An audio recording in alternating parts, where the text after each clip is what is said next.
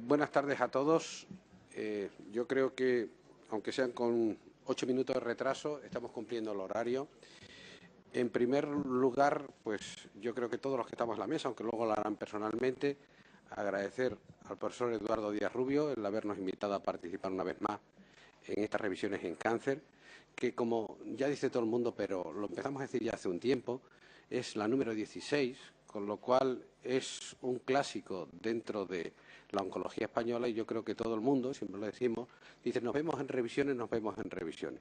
Como siga así, evidentemente, yo que acabo de hacer el congreso de la SEON, va a tener más inscritos que en la SEON, porque yo creo que este año ha sido un éxito, me han dicho que son 600 y pico, con lo cual de verdad, enhorabuena, porque creo que esto es mérito, evidentemente, de él y de todo su equipo que hace que se haga una revisión, valga la redundancia, de los aspectos más importantes de los tumores en el último año. Y hoy vamos a hablar no de un tumor, sino que vamos a hablar algo que comentaba ya hace un momento, de una vía. Yo creo que en el futuro vamos a hablar también de vías. Vamos a hablar de un fármaco que va en una vía concreta, que es la del EGFR, y de un fármaco que es un anticuerpo monoclonal que va contra esa vía en tumores de colon y en tumores de cabeza y cuello. Yo, sin más, agradezco al profesor Díaz Rubio el que estemos aquí, agradezco a Andrés Cervantes el que me haya cedido la palabra para que empiece yo, tiene una deferencia con los más mayores y le cedo la palabra a él. Muchas gracias. Muchas gracias y también agradecer a Eduardo la amable invitación y desearle fuerza y ganas para que lo organice durante mucho tiempo.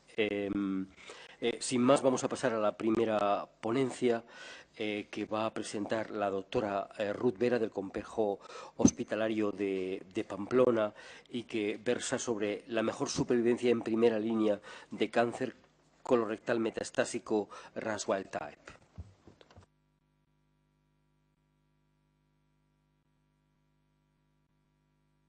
Profesor Eduardo Díaz Rubio, por la amable invitación para estar otro año aquí con todos ustedes en la que ya es la 16 reunión.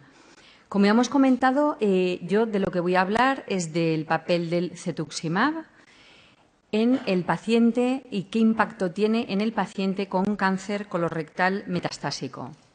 Y antes de esto sí que quería poner en contexto la importancia del cáncer. El cáncer en este momento en España es la primera causa de muerte, pero además la localización más frecuente, independientemente de los sexos, es el cáncer colorectal. Yo creo que eso nos da la importancia de la magnitud del problema que tenemos en este tumor. Hemos visto durante los últimos años hemos sido copartícipes de la introducción de nuevos fármacos citotóxicos.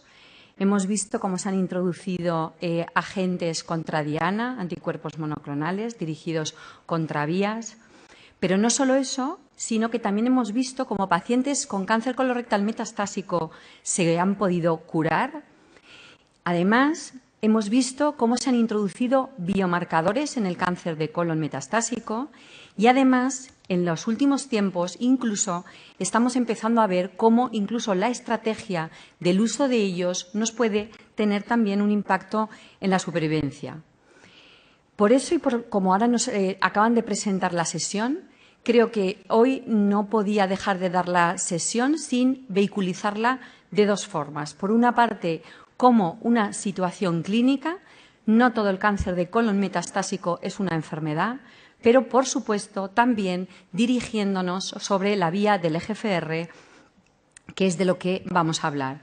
En situación clínica vamos a tener dos grandes grupos de pacientes con metástasis. Por una parte, vamos a tener pacientes inicialmente no quirúrgicos, pero que pueden llegar a convertirse en quirúrgicos y vamos a poder curar. Y, por otra parte, vamos a tener el gran grupo de pacientes en los que no vamos a poder obtener curación, pero que vamos a tener objetivos en todos comunes, como son el beneficio en la supervivencia.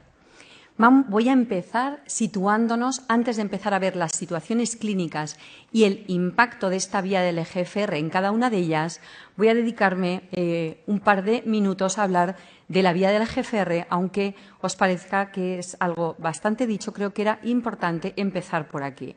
Y empezar por lo primero, una de las primeras diapositivas que siempre hemos visto en las presentaciones, es que en el cáncer colorectal es muy frecuente, hasta en un 90% de los pacientes con cáncer colorectal metastásico sobreexpresan EGFR, y no fue casualidad que se desarrollara un fármaco dirigido contra este receptor, el cetuximab, conocido por todos, anticuerpo monoclonal IgG1, que va dirigido contra la porción extracelular del receptor, impidiendo la unión al ligando, bloqueando el receptor y inhibiendo la señal que se provoca dentro de la célula. Es muy importante, pues, la vía del EGFR, tanto en el origen como en el desarrollo del cáncer colorectal, sobre todo en el metastásico, porque vamos a ver que la dimerización de este receptor va a provocar una señal, una vía de señalización, una serie de procesos intracelulares que son los que van a dar lugar a la proliferación celular, a la supervivencia, a la apoptosis, incluso a la angiogénesis. Va a actuar fundamentalmente por dos vías, evidentemente hay más, estas son las más conocidas, que son la vía de RAS y la vía de PI3K-AKT, y de especial importancia y conocido por todos ha sido el papel que ha jugado RAS. Dentro de la familia de los genes RAS tenemos el KRAS, que es el más conocido, pero también tenemos el HRAS y el NRAS. El KRAS, y de forma breve, como todos saben, cuando está en su forma nativa, en su forma wild type, cuando se une el anticuerpo al receptor, lo bloquea e inhibe la síntesis de la proteína RAS, que es la que llega a provocar la proliferación celular. Sin embargo, cuando esto está mutado, sabemos que este tipo de fármacos no pueden actuar a nivel intracelular, con lo cual esto hace más de 5 años, en el 2008, ya se aceptó como un factor predictivo, es el primer biomarcador en cáncer colorectal metastásico que llevó a que los dos fármacos anti-EGFR que tenemos en este momento exigían que el paciente tenía que ser wild type y no mutado, porque no tenía ningún beneficio clínico el paciente, incluso deleterio. Dicho esto, lo que también hemos visto durante todos estos últimos años, por una parte tenemos los pacientes KRAS mutado, tenemos los pacientes KRAS nativo que responden al tratamiento, pero tenemos ahí una fracción, tenemos ahí un grupo de pacientes con KRAS nativo en el exón 2 que no responden y que vemos que hay otras influencias en la vía del EGFR que hace que esos pacientes no llegan a tener el beneficio con este tipo de fármacos. Hemos visto, y esto ha sido básicamente, sí que podemos decir que ha sido en el último año, casi los últimos 8 meses, cuando datos clínicos, empezando por el estudio PRIME con panitumumab, se detectaron otra serie de mutaciones que ahora vamos a ver, y posteriormente en los estudios con cetuximab, que han hecho que hoy ya no hablemos de KRAS nativo, sino hablemos de RAS nativo. Los datos que tenemos hasta ahora, cuando hablábamos de que un paciente era KRAS nativo, estábamos hablando de que se identificaba las mutaciones en el exón 2. Ahora se están identificando las mutaciones en KRAS en el exón 3, 4 y en NRAS en los exones 2, 3 y 4. Esto ha hecho que hasta un 16% más de los pacientes con KRAS, antiguos KRAS nativos, hoy sabemos que son mutados. Estos datos han sido tan importantes que de una forma bastante acelerada, ya os digo que en los últimos meses, casi desde ASCO hasta principios de año, hemos visto cómo las fichas técnicas de estos dos fármacos han cambiado, y concretamente cetuximab en noviembre del 2013, como digo, 5 años después de que tuviéramos que hacer KRAS, en este momento el paciente, para ser tratado con este fármaco, necesitamos que sea nativo para el RAS completo. Nos volvemos a situar en la parte clínica del paciente, en la situación vamos a ver las diferentes situaciones clínicas y qué papel tiene el cetuximab en estos pacientes.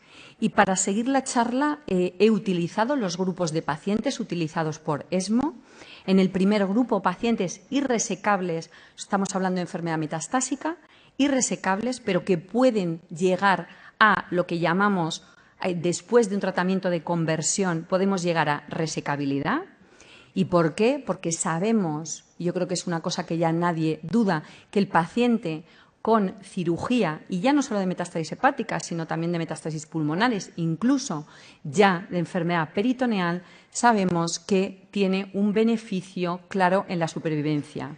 También tenemos otro concepto claro, que es que a mayor tasa de respuesta podemos conseguir también una mayor tasa de resección.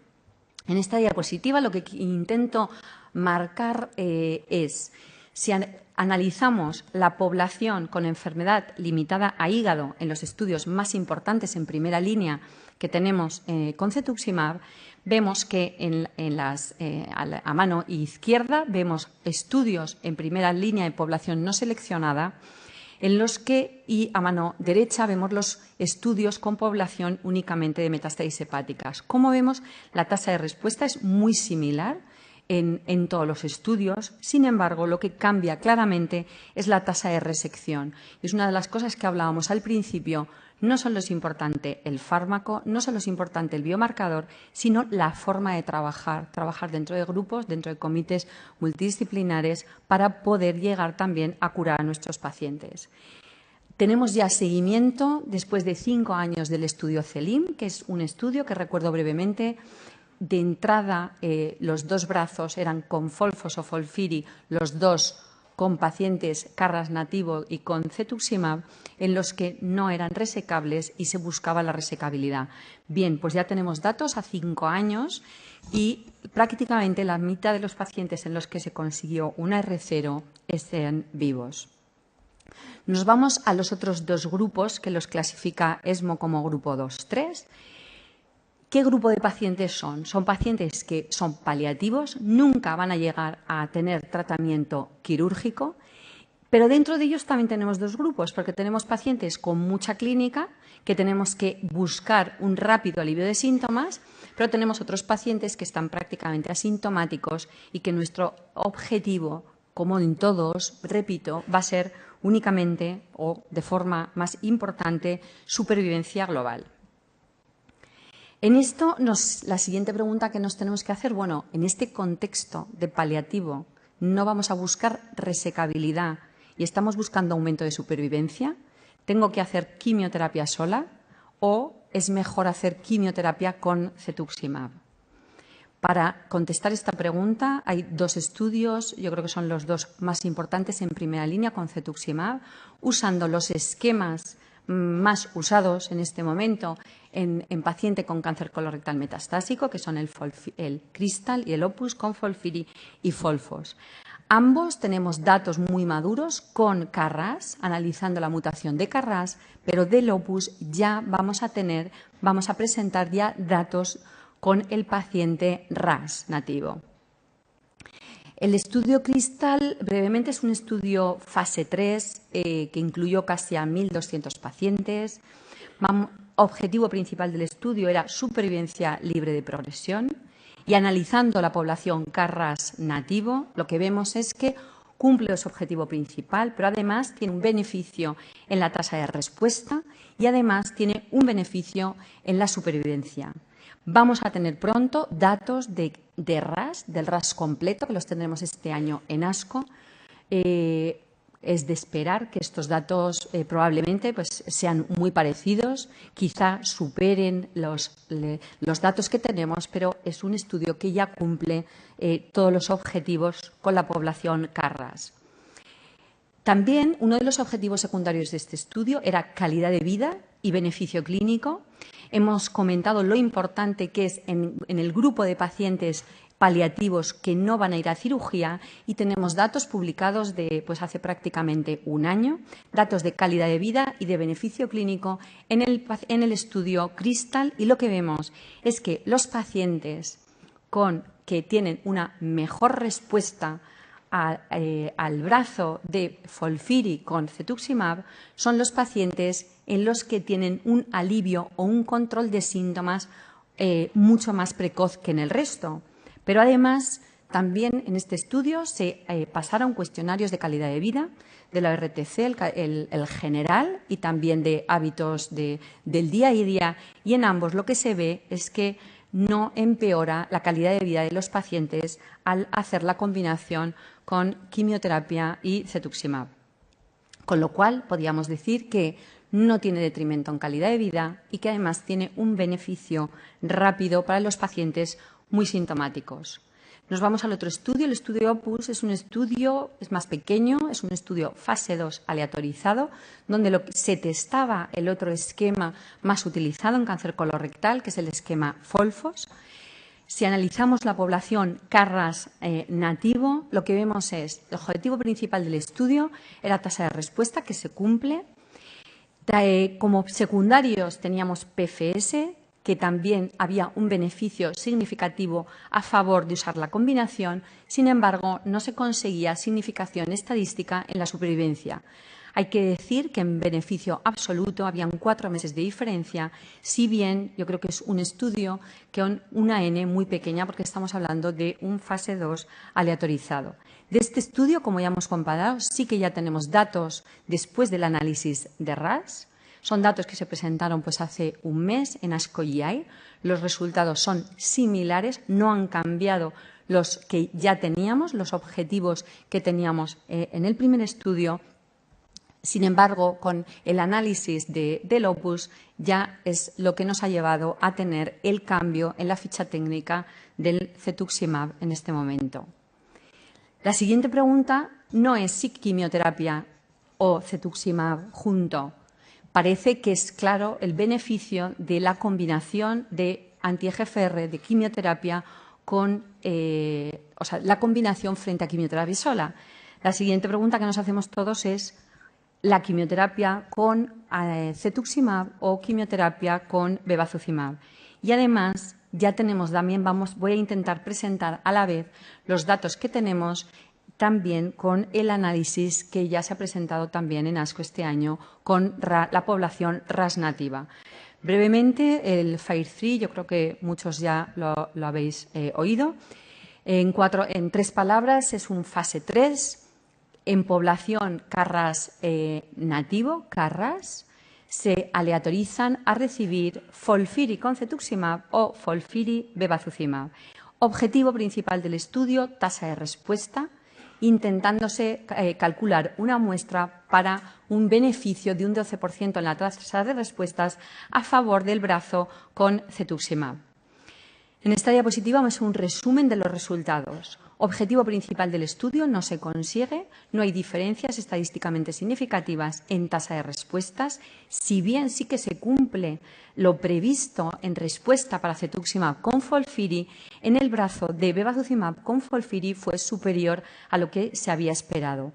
En PFS vemos que es exactamente igual, estamos hablando de 10 meses y una de las sorpresas o una de las cosas que más ha puesto en discusión y nos ha hecho mucho reflexionar es el beneficio de más de 3 meses absoluto en supervivencia a favor del brazo que recibía Folfiri con cetuximab. Hemos hablado de las mutaciones que ahora llamamos RAS. Tenemos datos de este estudio en este momento con el RAS completo analizado y, como ya hemos dicho, de esta población que teníamos KRAS nativa, ahora le vamos a tener que restar un 16% de esta muestra que son mutados para el resto de RAS. Lo primero, decir que evidentemente se han comparado las dos poblaciones, la previa KRAS nativa y la RAS que tenemos ahora, y decir que los parámetros basales de los pacientes se mantienen en los dos grupos de una forma comparable, también las características relacionadas con el tumor y los parámetros de respuesta. Dicho esto, vamos a pasar al objetivo principal del estudio. Volvemos a la tasa de respuesta. discretamente superior, estábamos hablando de un 62%, estamos en un 65%, nuevamente en el brazo con bevacizumab un 59%, siguen sin haber diferencias estadísticamente significativas. En cuanto a la PFS, en esta población RAS nativa estamos igual, no superamos los 10 meses en los dos brazos y nuevamente donde vemos un cambio es en la supervivencia global, que esta vez, si antes había una diferencia de 3,7 meses, ahora llegamos casi a 8 meses de diferencia con unas medianas de 33 meses. Realmente creo que todo esto queda mucho por hablar, mucho que discutir. Yo creo que este estudio nos ha hecho pensar mucho, darle muchas vueltas. Yo creo que todavía no sabemos, por lo menos que yo sepa, pero sí que no habrá que precipitarse. Los datos están ahí, son muy contundentes, pero creo que estamos todos muy esperanzados en el estudio del CLGB. Es un estudio con más de 2.000 pacientes, en el que ya el brazo de combinación de dos anticuerpos y quimioterapia se anuló, dado que eso ya se ha visto que es negativo. Y en este momento los dos brazos que quedan en tratamiento son bevacizumab con folfos o FOLFIRI y cetuximab con folfos o FOLFIRI. Este año tendremos los datos en ASCO y yo creo que nos podrán abrir, espero, más luces que sombras respecto a esta estrategia de tratamiento que nos ha hecho cambiar los conceptos que teníamos hasta ahora.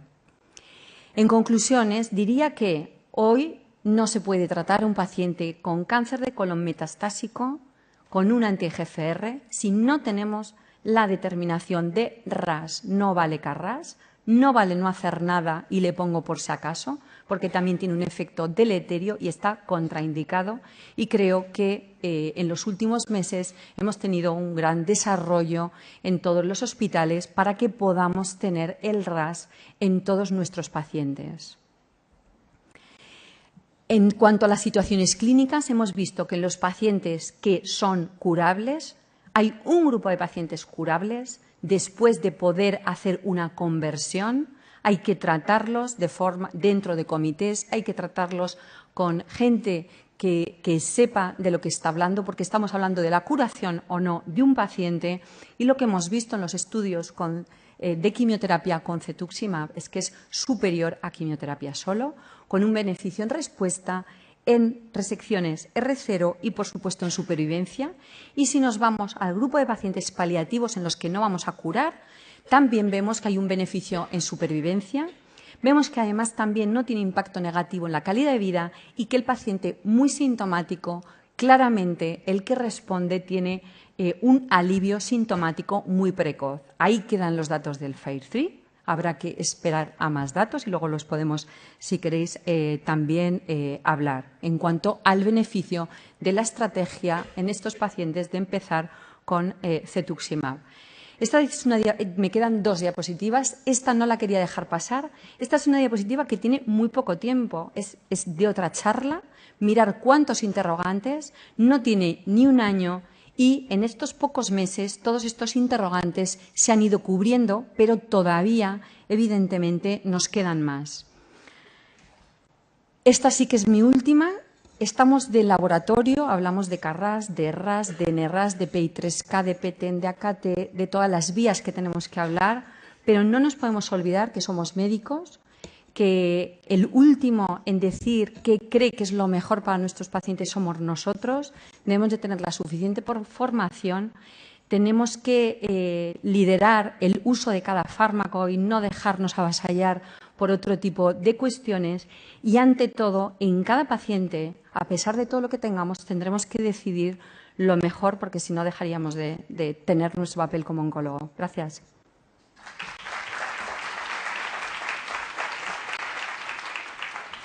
Muchas gracias, Ruth. Dado que la mesa toca dos temas totalmente distintos, vamos a hacer un pequeño intervalo ahora para incluir preguntas o comentarios sobre esta primera charla sobre el papel de cetuximab en el tratamiento del cáncer colorectal metastásico. Quería ver si hay alguna pregunta del público y Mientras tanto, Ruth, ¿me podrías decir cuál es tu impresión, cuál es tu percepción de por qué la evaluación de BRAF no ha tenido un papel discriminador como predictivo negativo en esta estrategia de mejorar la selección de pacientes con enfermedad metastásica? Posiblemente, por una parte, es un tanto por ciento muy pequeño de pacientes. Por otra parte, parece que está claro que tiene un valor pronóstico muy, muy negativo y quizá esto es lo que nos hace de forma luego numérica no poder plasmar exactamente el beneficio, porque realmente es que lo que es un factor pronóstico muy negativo. Yo creo que en este tipo de pacientes en este momento ni hay ponerle un anti-GFR, ni solo quimio, ni un inhibidor de angiogénesis.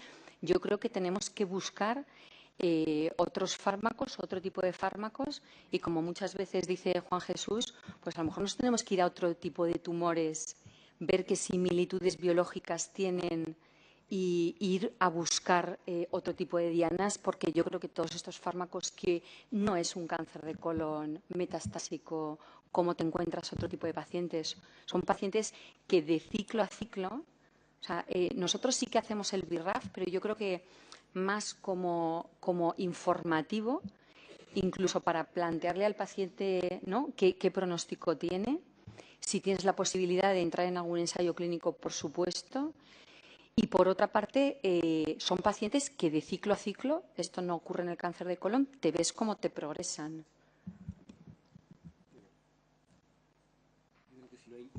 Si no hay ninguna pregunta más de la sala en aras a mantener el tiempo, podemos pasar a la siguiente presentación. Gracias.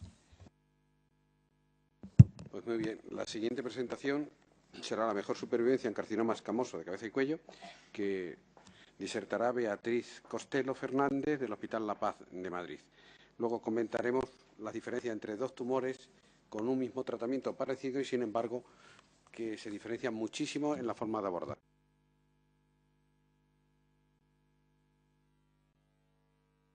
A los organizadores, a los moderadores de la mesa, por la invitación a participar en estas jornadas. Y bueno, sí que quisiera comenzar con una reflexión. Y yo no sé si alguien se ha parado a pensar pues, el alto precio que tiene la supervivencia para un paciente con un cáncer de cabeza y cuello, ya que pues, a veces eso implica pues, el no poder hablar, el no poder tragar, el no poder reír o incluso el no poder besar. No es un tumor tan poco frecuente como pensamos. De hecho, depende de la serie que se analice y dependiendo también de la franja de edad que consideramos, pues puede situarse en el segundo tumor en frecuencia entre los 30 y los 45 años, o ser el tercero entre los 45 y los 60 años, o ya situarse en el quinto lugar entre los 60 y los 75 años. En España tenemos, comparado con el resto de Europa, una incidencia mayor, un número de casos mayor, y esto va en aumento, lo cual también traduce un poco el problema social, ¿no? el problema de salud que tenemos con estos tumores.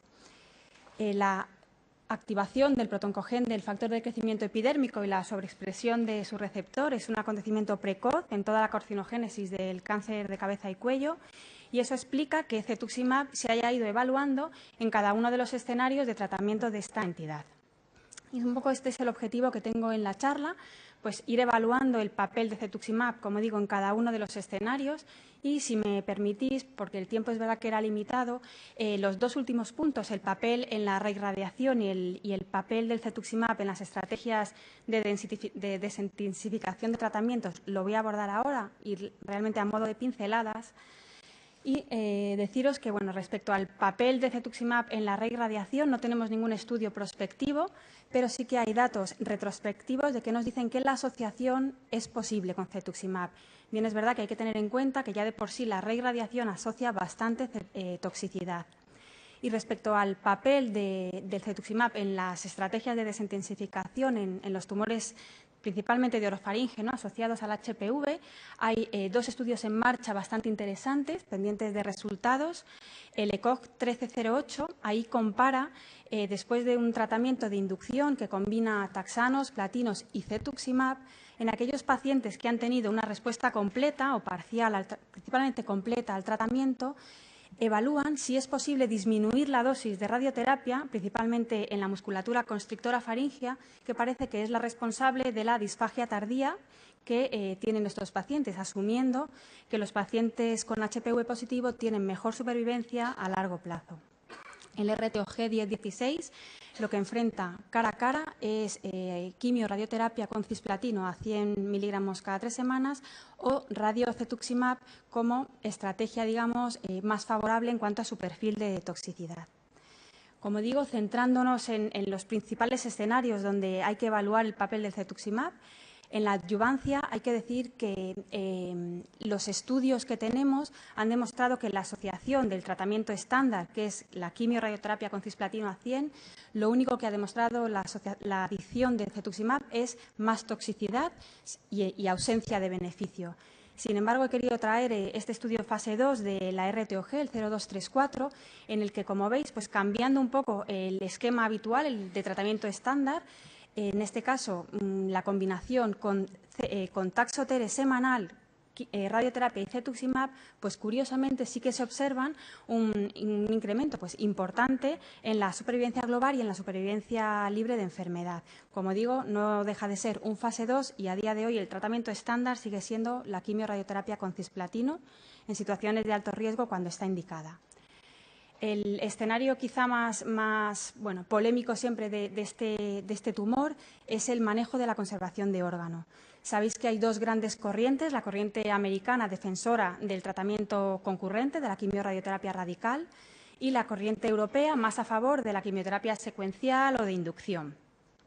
En el año 2012, Lefebvre actualiza a 10 años su trabajo en conservación de órgano, en concreto en hipofaringe, y con un esquema secuencial de quimioterapia basada en platinos y en aquellos pacientes que responden radioterapia posterior, a 10 años de seguimiento sigue manteniendo una ausencia de diferencia en la supervivencia y permite a un 35% de los pacientes seguir conservando la laringe a los 5 años.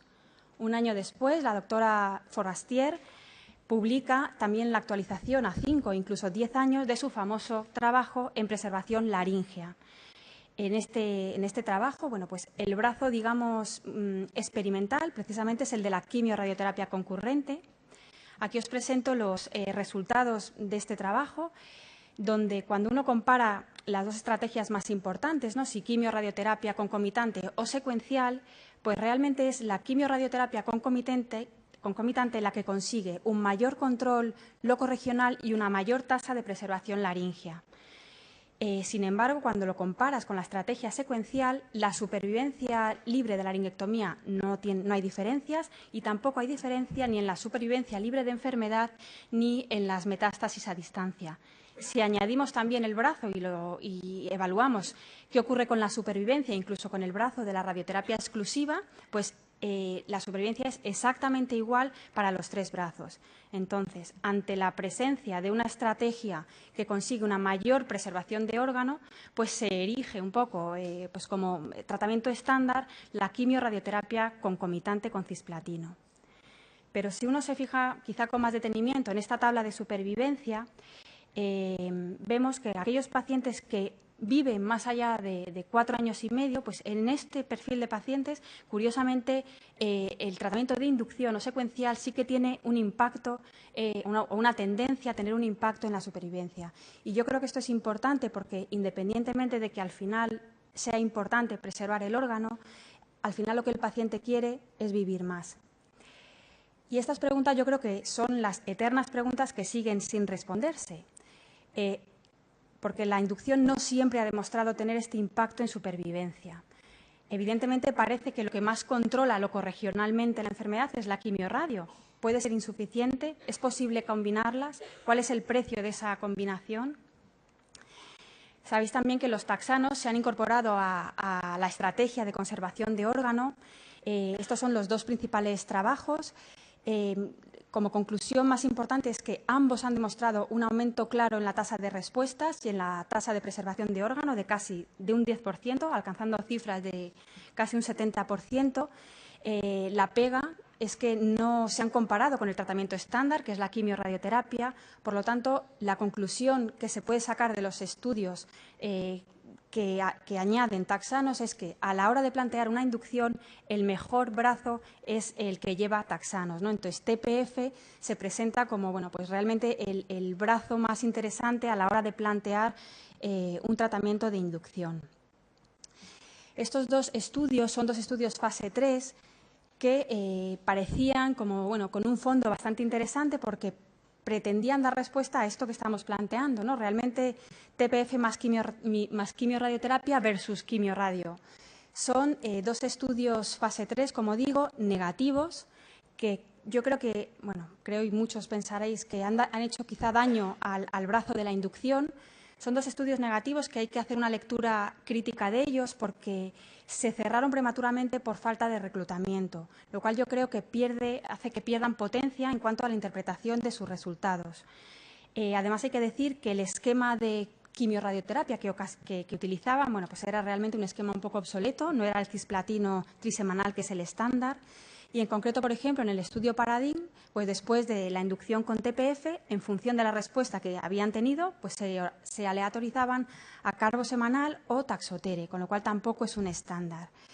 Y luego, además, el brazo de la quimiorradio no era un cisplatino cada 3 ciclos, sino eran solamente 2 ciclos.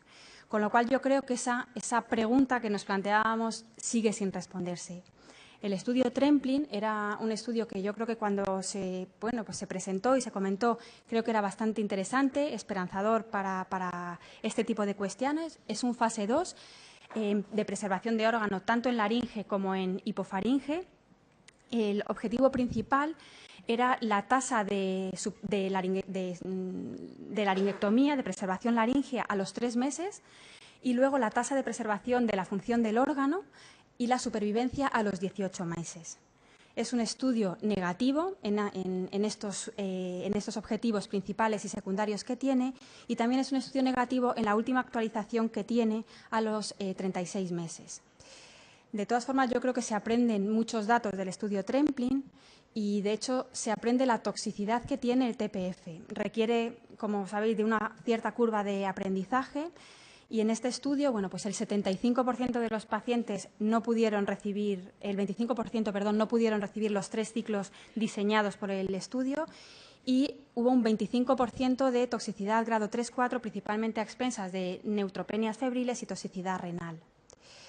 El 42% reciben 3 ciclos de cisplatino, es decir, el 60% no pueden recibirlo, el diseño para el que se ha diseñado el estudio, y solamente hay un 30% que no reciben el tratamiento con cetuximab. De aquí deducimos también que quizá el mejor compañero de viaje para un esquema de inducción no sea la quimiorradioterapia con cisplatino, sino que a lo mejor es la radioterapia con el cetuximab. La toxicidad, como veis, es desfavorable claramente para el brazo con cisplatino, principalmente toxicidad aguda renal, hematológica, deterioro del estado general, mayor ajuste de dosis, mayores modificaciones en el protocolo. No hubo diferencias en cuanto a la mucositis y sí que la radiodermitis fue mayor en el brazo con cetuximab. Respecto a la toxicidad crónica, que también tardía, que es importante, fue desfavorable al brazo con cisplatino, principalmente a expensas de insuficiencia renal crónica y simplemente en contra del cetuximab persistía cierta o mayor incidencia de la disfunción laringoesofágica. Desde el Grupo Español de Cabeza y Cuello, pues estamos pendientes de los resultados de este ensayo. En cierta manera se asemeja un poco al estudio Tremplin. El objetivo es la supervivencia libre de la laringectomía total a los 3 años en aquellos pacientes en los que se consigue objetivar una respuesta en el tumor primario, después de 3 ciclos de TPF. Estamos pendientes, como digo, de resultados. Y por ir finalizando un poco este escenario de la conservación de órgano y, como decía, un poco en la línea de la toxicidad quizá elevada, que se observa con el TPF, pues presentaros una serie de estudios fase 2 con un nuevo esquema de inducción que, a mi juicio, me parece bastante prometedor, que es el esquema Carbitax, con carbotaxol cetuximab. Ya digo, no disponemos de estudios fase 3, pero como podéis ver, pues realmente hay una tasa importante de respuestas, un importante cumplimiento terapéutico y una toxicidad, pues comparada con lo que es el TPF, pues mucho más llevadera. En la misma línea que comentaba en la adyuvancia, pues también en la conservación de órganos se ha intentado evaluar si es posible a la quimiorradio añadirle el cetuximab, y aquí os muestro este estudio de la RTOG también, en el que lo único que objetiva es que no hay un beneficio en la adición del cetuximab y, sin embargo, sí que hay mayor toxicidad a expensas de mucositis y de radiodermitis. El tercer escenario es el de la enfermedad irresecable. Aquí, de nuevo, a día de hoy, el tratamiento estándar sigue siendo la quimiorradioterapia con cisplatina trisemanal, muy apoyada por los resultados del metaanálisis de Piñón, pero no hay que olvidar, bueno, pues que aquí sí que cetuximab tiene un papel, lo pongo como alternativa porque sabéis que no solo disponemos de un ensayo, que no se ha comparado cara a cara con el tratamiento estándar y que realmente el metaanálisis de Piñón, pues con miles de enfermos, sigue teniendo mucho peso. Y aquí también se ha intentado evaluar el papel de los taxanos. Por recordaros los datos importantes que tenemos del estudio Bonner, actualizados a 5 años.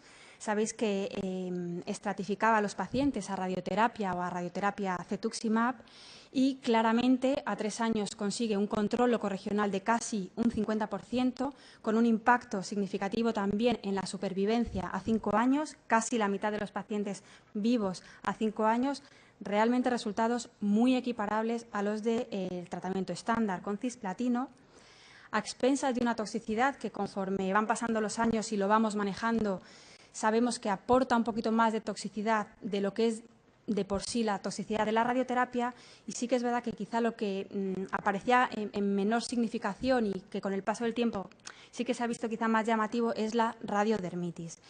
Toxicidad que claramente es manejable y que en muy pocas ocasiones justifica o condiciona la interrupción del tratamiento.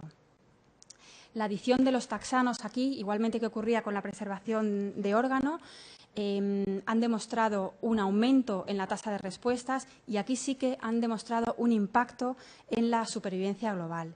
Como digo, no se han convertido en el estándar porque les ha faltado a estos estudios el brazo comparador de la quimiorradioterapia. Por hacer también una defensa de todo lo que desde el Grupo Español de Tumores de Cabeza y Cuello se está trabajando, presentaros los resultados preliminares del NeoTPF, comunicados, si no me equivoco, en la SEOM del 2011, en el que, de acuerdo que a lo mejor no es lo más correcto compararlos con el fase 3 de Vermoken, pero bueno, realmente aporta unas tasas de respuestas completas tras 4 ciclos de inducción con TPF cetuximab de un 24%, muy superiores a ese 8,5% que se consiguen con el TAX 323. Al finalizar todo el tratamiento, las tasas de respuestas completas son de un 44%, cuando en el tratamiento de Vermoken son de un 33%. Y con una tasa de respuestas muy, muy superior al estudio de Vermoken. Estamos, es verdad, que a la espera de resultados más definitivos. Aquí tenéis los datos preliminares también de supervivencia global. A 3 años, un 54% de supervivencia. Y pendientes de estos 2 grandes estudios que os mostraré, el estudio Interceptor, que evalúa el brazo control de cisplatino radioterapia a 100 versus TPF 4 ciclos seguido de radioterapia cetuximab, y este del Grupo Español, en el que se compara TPF seguido de quimiorradio versus TPF seguido de radioterapia cetuximab en enfermedad irresecable. El cuarto escenario es el de la enfermedad metastásica. Aquí sí que claramente cetuximab tiene su indicación y su aprobación. Está aprobado en monoterapia en segunda línea, después de una progresión a un tratamiento con platinos, y en primera línea a raíz del estudio Extreme. Y bueno, merece la pena también comentar los resultados del estudio Erbitax. Sabéis que en el año 2007 Vermoken publica su trabajo que da lugar a la aprobación de cetuximab en monoterapia.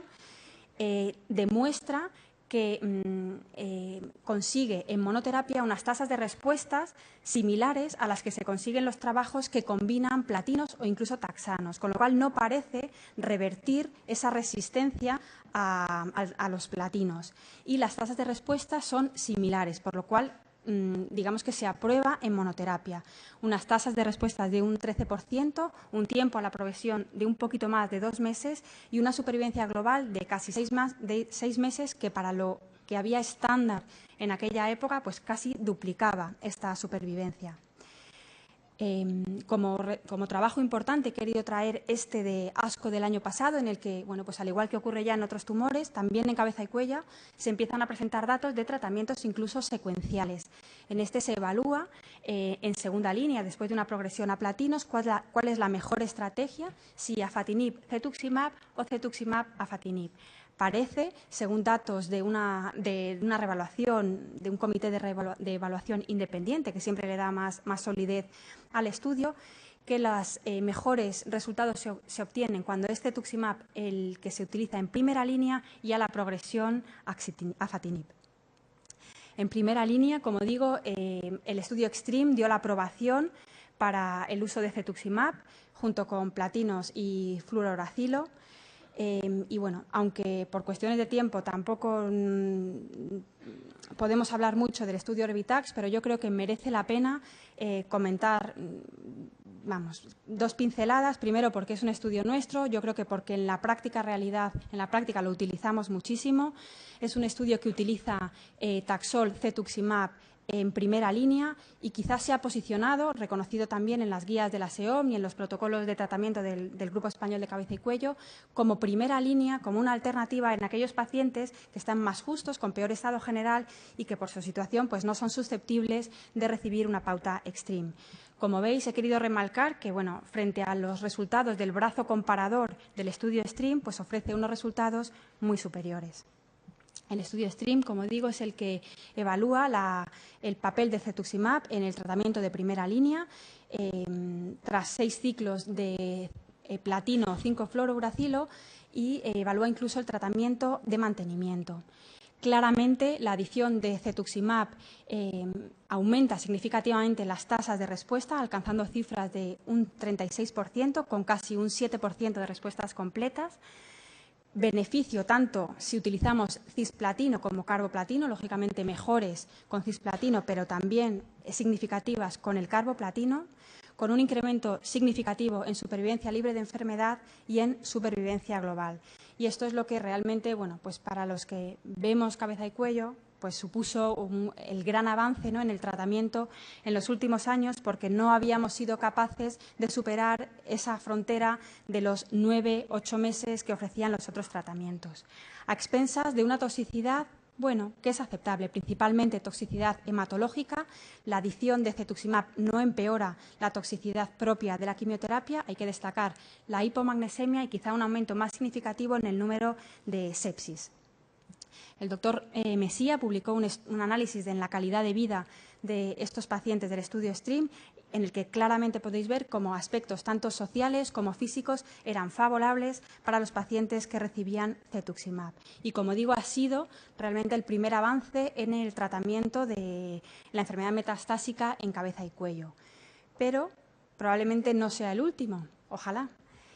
Aquí os quería presentar los resultados interesantes de este trabajo fase 2 del grupo Gorter, del profesor Guiguey, con un esquema importante, el esquema TIPEX. Es un trabajo que combina 4 ciclos de taxotere cisplatino a 75, se utiliza factor estimulante de colonias con cetuximab desde el inicio. Se reevalúa la respuesta a los 2 ciclos. Si el enfermo no ha progresado, se continúan los 4 ciclos y posteriormente se mantiene cetuximab, aquí a diferencia del estudio Extreme, con un esquema quincenal, quizá también más cómodo para el paciente. El objetivo primario era la tasa de respuestas justo a las 12 semanas de terminar ese tratamiento de inducción con TIPEX. Importante destacar la alta tasa de cumplimiento que tienen los pacientes, con casi un 98% de dosis posible que se puede administrar, Y, como digo, los resultados francamente interesantes. Si ya eran buenos los del estudio Extreme, aquí tenemos respuestas parciales que ya no son ese 36%, llegamos al 44%. Después de haber recibido incluso el cetuximab de mantenimiento, las tasas son de un 46%, con un control de la enfermedad de casi un 80% y una supervivencia al año que ya llega al 60%. Esto ha hecho con una toxicidad, la verdad es que bastante más aceptable quizá que lo que es la pauta Extreme. Y esto es lo que ha hecho, bueno, desde el grupo español y quizá, bueno, pues en colaboración con el grupo Gortec, pues bueno, está en marcha este estudio que pone cara a cara pues el TIPEX con el estudio Extreme, y yo creo que, bueno, que es bastante prometedor. Y para terminar, bueno, quisiera terminar con esta frase, es una frase muy de lema del grupo español de cabeza y cuello, que yo creo que hay que tener en cuenta. Si el paciente está en nuestra consulta es porque quiere vivir, y en eso estamos nosotros también. Y mis conclusiones, pues realmente cetuximab a día de hoy no tiene un papel en adyuvancia. En la preservación de órgano sigue siendo un estándar la quimiorradioterapia. Quizá prometedor el esquema Carvitax en inducción. Parece que el mejor brazo acompañante de la inducción sea la radioterapia con el cetuximab. En irresecable, bueno, pues tenemos el estándar, que es la quimiorradioterapia, pero si el paciente no es susceptible de recibirla, una buena alternativa es la radioterapia cetuximab. En enfermedad metastásica tenemos en segunda línea cetuximab en monoterapia, y a día de hoy el estándar en primera línea es el estudio Extreme. Si el paciente no lo puede recibir, tenemos el Erbitax, y pendientes del TIPEX. Muchas gracias.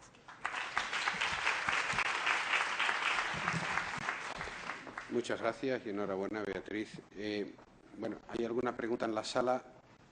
Tenemos 2 minutos, 3 minutos, ¿no?, para no pasarnos de tiempo. Yo creo que, claro, si no veo ninguna pregunta, pues si se anima alguien, yo solo voy a decir una cosa. Lo que es curioso, lo que hemos estado diciendo a lo largo de esta tarde, es que la misma vía y el mismo fármaco resulta que en los tumores de colon, si tenemos un biomarcador negativo, en el sentido que tiene que tener la vía íntegra para poder actuar, y en los tumores de cabeza y cuello no tenemos ningún biomarcador, ni positivo ni negativo, que nos diga con quién utilizar cetuximab, ¿no? ¿Hay algún estudio al respecto, alguna noticia, algo que tuviera? Realmente no, yo no he encontrado nada. Yo creo que no hay nada, y es Quizás curioso. porque no tiene competidor, ¿no? Es la única diana a día de hoy. Bueno, sí, pero claro, pero es que si vamos a lo mismo que en el colon, a lo mejor utilizamos cetuximab en muchos pacientes, que podría ser el utilizarlo deleterio si no tuviera toda la vía íntegra. Y aunque la mayoría de los pacientes en cabeza y cuello parece que son wild-type, que tendría la vía íntegra, sin embargo, en los pocos pacientes que no es así, lo seguimos utilizando. Con lo cual, los estudios en ese sentido, no ha habido ningún estudio serio que de verdad lo compare, son todas aproximaciones, y en algo tan importante como lo que estamos comentando, en un tumor se hace de una forma y en otro seguimos dando el cetuximab a todos los pacientes porque sobreexpresan el EGFR y la vía está activada, ¿no? Entonces, yo creo que es una reflexión que está ahí y que deberíamos seguir investigando ahí. Y como pregunta, lo que decía, yo creo que en enfermedades metastásicas está claro que el cetuximab ha aportado aumento de supervivencia con una toxicidad en un esquema, en otro, el del grupo español, parece que es aceptable, pero estamos en el gran problema de la enfermedad locorregional, tanto para preservar órganos como en irresecable. ¿Dónde situarías, con los datos que hay ahora, el cetuximab tú en este tipo de pacientes, hoy, en localmente avanzado? A ver, en teoría, la sensación que da es que si uno quiere plantear un tratamiento de inducción, el plantear después de la inducción un tratamiento con quimiorradio es bastante poco probable que se puedan hacer bien el tratamiento, es decir, que las 3 sesiones de cisplatino se puedan administrar. Entonces, ahí sí que me parece que la radioterapia cetuximab pues ofrece unos resultados que al final lo que te interesa es que el enfermo complete la radioterapia, ¿no? y finalice el tratamiento. Entonces, me parece un buen compañero de un esquema de inducción. Y bueno, se puede valorar si el enfermo no está para recibir una quimiorradioterapia, se le puede plantear una radioterapia cetuximab radical también. ¿Alguna pregunta? Yo estoy de acuerdo que yo creo que si damos quimio de inducción hoy, lo siguiente de dar quimio y radio, habría que dar radio con cetuximab. Posiblemente sea que es lo que vamos a tratar de demostrar en este ensayo que hemos cerrado ahora con 580 pacientes, que creo que es un ensayo muy importante en ese sentido. ¿Algún comentario, alguna pregunta? Sí, Andrés, sí. Yo quería preguntarte, Beatriz, ¿cuál es tu posición? Porque hay datos un poco contradictorios del uso de cetuximab, por ejemplo, en los pacientes que tienen relación con el virus del papiloma humano. ¿Cuál sería tu aproximación o tu resumen de la situación? Es que todo eso sigue estando un poco en estudio. La impresión es que son enfermos en los que van a vivir más. Son enfermos también más sensibles a los tratamientos, entonces en los que uno a veces se plantea estas estrategias de desintensificar tratamientos para evitarles la toxicidad tardía que tiene la quimio-radioterapia con cisplatino. Pero simplemente a día de hoy, por el hecho de tener un tumor HPV positivo, no tiene que cambiar tu estándar de tratamiento a día de hoy.